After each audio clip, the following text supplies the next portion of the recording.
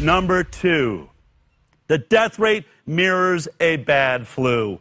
Now, I don't know why Alan Dershowitz says we really don't know what the death rate is. We all know what the death rate is. We have studies from USC now, Stanford, Germany, all around the world. The data is in. Millions of people have gotten the freaking disease now. If Deborah Birx is telling you we just don't have the data yet, I really wonder how capable she is of calculating what data actually is. If every country having this, Sweden already being through it with herd immunity, along with Thailand and South Korea and other nations doing bad, other nations doing good, what data do you need?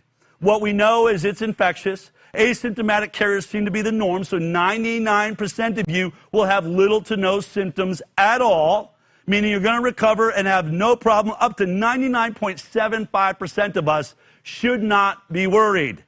There is no vaccine that has ever been as successful as the human immune system is with coronavirus. So if you're waiting and you think that you're going to die, the truth is we're at 0.1 to 0.3% based on all the models now from around the world, based on real data. Not imaginary models, real data and testing that is being done. Let's look at this. In 2017, the flu killed almost 80,000, and we didn't do anything about it.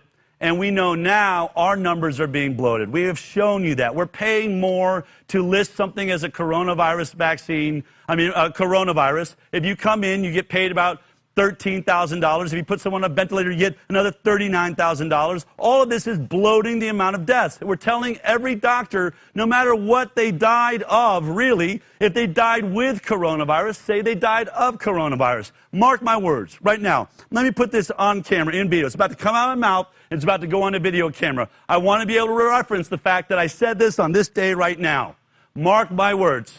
You will hear Deborah Birx and Anthony Fauci one day say, well, look, we can't call those all coronavirus deaths because there was comorbidities. They had other life-threatening illnesses they died from, and it was just listed as coronavirus. They died with coronavirus, but not from coronavirus. You're like, Del, they will never say that. You want to bet? Here's why they're going to say it.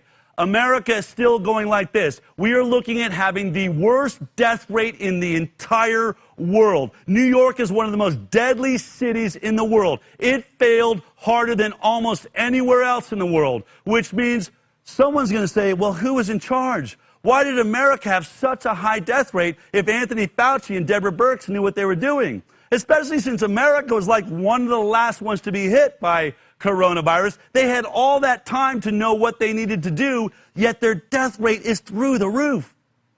Well, I assure you that will not bode well at that moment. And when they start getting heat with, why did you do such a bad job? They will tell you, we didn't. The numbers are bloated. In fact, if you look at Italy, which Deborah Birx said we mirror Italy, they said, actually, the coronavirus deaths are about 12% of what we said they were.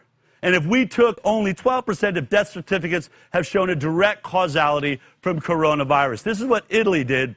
This is what we're going to do. Well, in the end, that's what we're going to recognize too.